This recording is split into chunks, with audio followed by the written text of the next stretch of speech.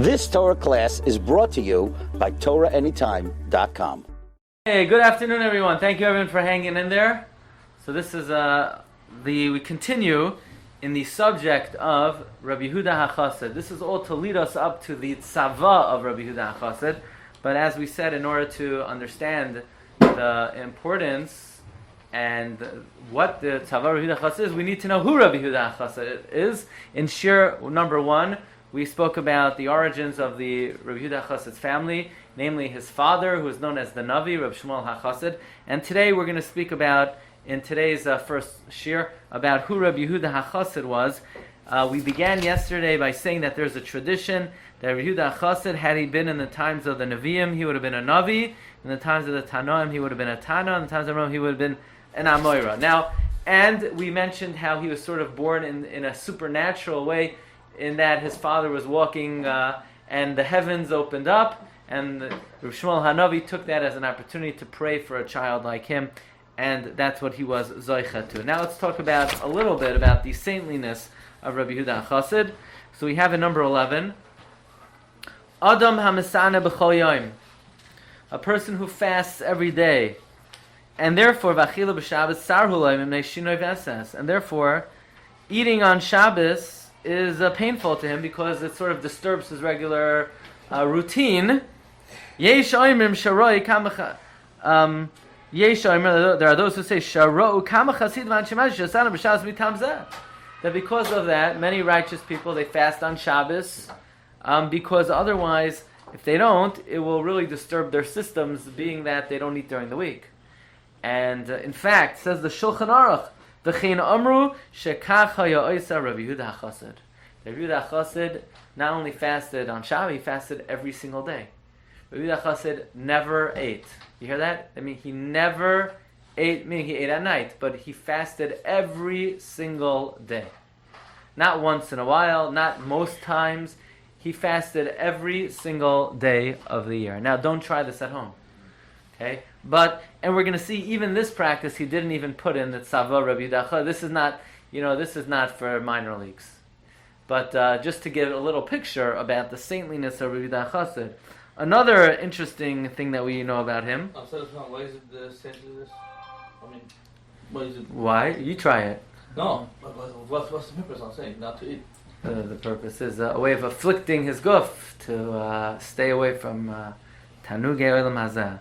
He was from that school of thought. The German Chachamim, who were very ascetic and were mahabel in Yonei Olam Hazeh. Or another example, if you look in the Ramah, Narachaim Siman Taf Reish Chav Daled, the Ramah brings Yesh Machmirim Lasa Shnei Yomim Yom Kippurim. There are those who are machmir, they fast 2 days in a row of Yom Kippur. Now, l'chayra, you should. Just like every other Sveika of the Yom. You have 2 days Pesach, you have 2 days Shavuos, you have 2 days Sukkot, why don't we have 2 days Yom Kippur? The answer is we should. It's just not really that feasible for a person to fast 2 24-hour periods in a row. But now who is this Yesh Machmirim? So the Ramah doesn't tell us, but he quotes the Arzarua, and the Arzarua was a Talmud Rabbi Yehuda Hachasid, who held you have to fast 2 days in a row of Yom Kippur. Rabbi Yehuda Hachasid, you say Rabbi Yehuda Hachasid fasted 365 days in a row. But he ate at night. Right, but he didn't fast Me'es La'es. Here, he fasted 48 hours straight. Well, look in the Arzarua. V'oisem ne'adam shanagim lasa shnei yomim kippurim. Says the Arzarua, Em loisha ra'isi moiri Rabbi Yehuda Hachasid u'moiri. Rab Avi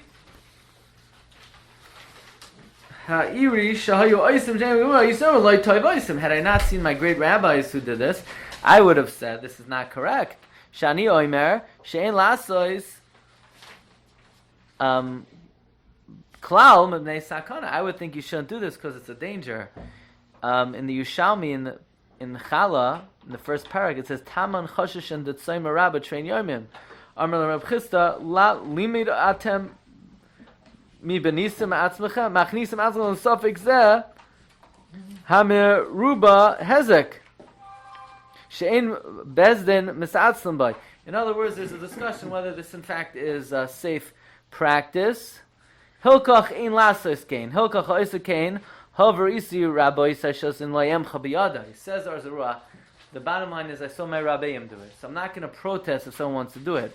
But if I see somebody do it, I'm not going to protest. But if they ask my advice, I would tell them, not a good idea. I'm just bringing this in to show what type of madrega we're talking about. We're not talking about a regular human being here.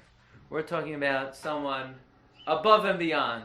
Someone who even among the Rishonim had practices that they could only sit and wonder in amazement and astonishment. Okay? So let's get it. He ate the Sudan of Sekis, so at least he ate beforehand. And then one day he had to break his fast. Look, you know? He's supposed to. Now, let's see. Back to the biography, number 14. So we said that Rabbi Yehuda Hachasid's father, Rav Shmuel, had two sons, Rabbi Avram and Rabbi Yehuda. But so Rabbi Yehuda, so to speak, his father dedicated him to give over to him the mystical traditions of the Tfilos, to give him the keys of the treasure houses of the secrets of Torah, Hasoidos Mikach Hashem Asakdoishem, and the Tikkunat Tfilos, and the Soidos, and the Tzerufei Shemos, until he reached the Madrega of he was a Baal Shem. He was a Baal Shem. You know what Baal Shem means? He was able to use the Shem Hashem to do stuff, to show Gvuras Hashem, Noira Hashem. He was able to use various Shemos HaKadoshim. Well, here's a story of one particular occasion. Here we go. This is reported by Harav Zalman in a manuscript. Amar li Abba Moiri she Hachasid shebiyamav hayamaisa she'asher b'shpayer haya megalech zikanai. There was a wealthy man who shaved his beard b'misparayim, with scissors. Again, you're not a razor. Scissors. You're allowed to do that. Yeah? Not in the world of Rabbi Yehuda Chasid. In the world of Rabbi Yehuda Chasid, the beard is sacred. You can't cut it. Vaya Abba Mari ba umay chabar. Rabbi Yehuda Chasid protested. Flahishgech al dvarav. He did not pay attention. Ki amar asher istinesani nechal izvalzakin. Look, it's not comfortable. When I go to sleep at night, I like to put my cheek on a pillow where it's knit. You know, they have very fine fabric, and the beard is just annoying.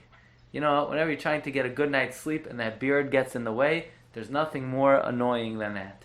So therefore, the Oisha said, I need to cut my beard. So Rabbi Yehuda Chasid said, you should know, you're going to have a bitter end. After you die, shadim like cows are going to step on your face. And so the Oisha said, well, based on what do you have this information? So he said, here's the proof. It says, Loi sakifu pa'as roishchem, v'loi sashchis rashi tevois parais. Cows. Okay? Now, it's unclear if this really means a shaver, a scissors, or a razor. But anyway, when this wealthy man died, all the Gedolim of Spire, and including Rabbi Yehuda Chasid was there, and Rabbi Yehuda Chasid then wrote a shame, and he threw it on this Oisher who died, and everyone around there ran away, and all of a sudden the mess started to hit himself in the head and pull out his hairs, and Rabbi Yehuda Chasid said, pal, why are you doing this? And he said, again, he's dead, he said, woe to me that I didn't listen to you. So Rabbi Yehuda said, please tell me, what's happening to your soul right now? He said, my soul, when my soul departed, a shade who looked like a cow came, and he brought me a kli full of sulfur and burning ashes, and he filled up my whole soul with it, and I couldn't leave.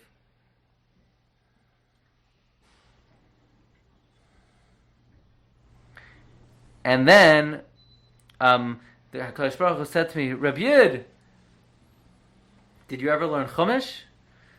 I said, yeah. Did you ever learn Mishnah? I said, yeah. So they brought me a Chumash to read. And when I opened up the Chumash, I saw the pasuk v'lo sashchas es pa'asa koinecha, and I didn't know what to answer. Then another voice came out, and the voice said, "Give me his soul." So God delivered my soul to him, and they were carrying my soul, and another bas kol went out and said, "Wait a little bit." And that's the story. Okay, Rabbi say. Now again, I wasn't there, so this is not. But stories give you a little picture of who we're talking about. We're dealing with a very big mystic. Another Maisa. Rabbeinu Yehuda Hachasid teva achas im kontresim leim seidos. He had a chest full of secrets. He had a secret chest. All great mystics have this chest full of documents and secrets, holy secrets. And he warned his wife, don't go near the chest when you're not tahar. And one time she forgot, and she touched it! And do you know what happened? Because of that, Rabbi Yehuda Hachasid had to go into exile, and Rav Avram of Spira, his brother, had to go into exile, and they went to Regensburg, and that's where Rabbi Yehuda Hachasid opened up his basic Knesset, but he was not allowed to stay in Speyer anymore. Okay, there are a lot of wondrous stories that spread about Rabbi Yehuda Chasid regards to the fact that he was a Baal Shem. Let's just see a little bit more, again, just to get a perspective of who we are dealing with. Whether each story, how it happened, this is the legend. Well, look at number 15. Rabbi Yehuda Chasid had Gilui Eliyahu, and they say about him that in Regensburg, the minig was that when they brought a child to the Beis HaKnesses for bris milah, everyone stood up when they brought the child through. But Rabbi Yehuda Chasid did not stand up. And they asked him, "Why didn't you stand up?" He said,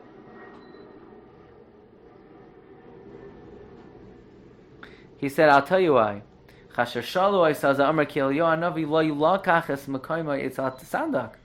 Eliyahu did not stand next to the sandak yet. He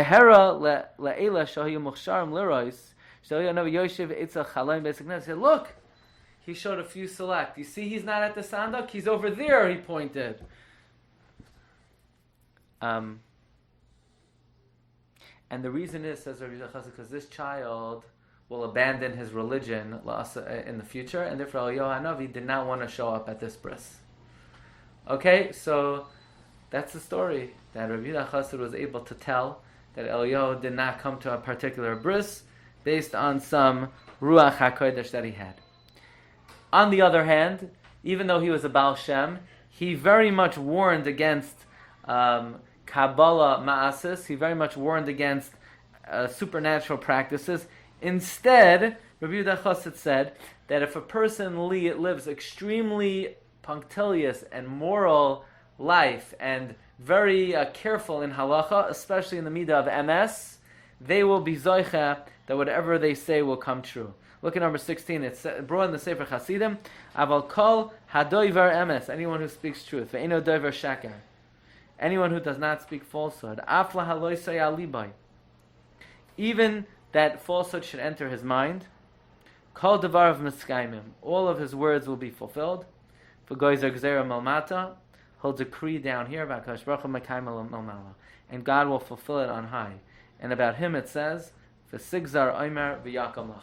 So, just to get a picture again, the picture of these early Hasidim in Germany is not of mikubalim who are busy creating a goylam or summoning lions to assist them. It's strict asceticism, strict adherence to musar and to ethical behavior, but to a level that it's beyond our grasp. So he brings over here that this is an example of a Rabbi Yehuda Chasid's very strict adherence to MS. That was the realm that he focused on. And we'll just end off with the following anecdote about the P'tir of Rabbi Yehuda Chasid, and then we'll begin the halachic subject. Story goes like this. And in the year Tav Kuf Ayin Zayin, What year is Tuf Kuf Ayin Zayin? So we said Rabbi Yehuda Chasid was nifter in the year 1217. So, Rabbi Yehuda Chasid Chala es Chalya asher halach lemnuchasa. It was his final illness.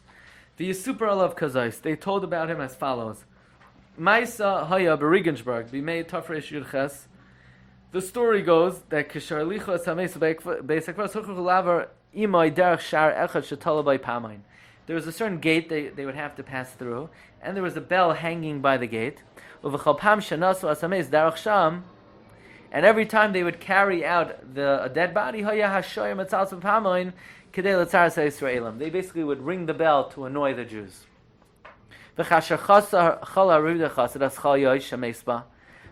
Yehuda Chasid was ill in his final illness, Amar, he said, Im ani ben olam haba, yipol hashar hazeh, acharei moisi. If I am a son of the world to come, let the gate fall down after I die. And when the Tuvei Yair walked through, when the Tuvei Yair came to visit him, he commanded before his patira to sweep the house, to sweep before his mita, and he said to those who were sitting before him, and he said, "Do you see anything?" And they said, "No." He said, "But you just swept the floor. Look at the floor." And on the floor in front of him it said Chasid in the earth. It was engraved Chasid. Okay? Again, that's the story. Shabbos Kodesh, Parshas Saveh, in the year 1217. Do you remember he was nifter on Parshas Zachar and he on Tainus Esther. Yehuda Chasid Ayamut al Eretz Devai B'Cholech B'Idol of Oz Hatamim Sezvu Ro Ki Ashoy Sfuris Niskru Mitas Ram Chasid Sha'amar. They reminded Yehuda Chasid of what he himself wrote in the Sefer Hasidim, that it says somebody who is close to dying, you should speak Divrei Torah with him, so that his soul should depart mitoich Divrei Torah. That's what they did to Rabbi Elazar. So he started to speak Divrei Torah to them, and he asked them on Shabbos from the Haftorah, Pakadati, Lama Ka Shmuel al Shol, Shehechi Ameta Batzana Bakar, Yarag Oisam Ata, Afapi Shavim Shol. Rabbi Yehuda Chasid asked the following question. Remember, Shmuel got angry at Shaul that Shaul left the sheep alive. So kill him. Don't get angry. So do it. So take care of it. Why didn't Shmuel just kill? Rabbi Yehuda Chasid asked, why did the sun have to stay still when in the story of the Gavainim, who asked Klal Yisrael to help them, save them from the attack of the nations in Canaan? And he also asked, when Izebel killed the Nevi'im Hashem, what Aveira did these Nevi'im do that a Rasha Gomer should kill a Tzaddik Gomer? And they tried to answer B'doichek, Arishon Rishon Alachron Achron, until literally his neshama departed. Mitach Divrei Torah, Shabbos Kodesh, Parshas Zachar, Yud Gimel of Adar. V'chashar hoivilu es mitasu Rabbi Yehuda Chasid derech hashar hazeh.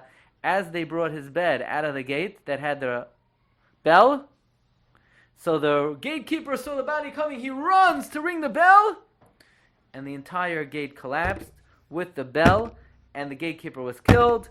And all the Goyim realized the unique kedusha of Rabbi Yehuda Chasid, and they realized that this was a man of inordinary ability. And Rabbi said this is the life of Rabbi Yehuda Chasid. So this will conclude the second part of our segment. In Eretz Hashem, we're in the next part. We're going to begin the halachic ramifications of the tzava of Rabbi Yehuda HaChasid. You've just experienced another Torah class brought to you by TorahAnytime.com.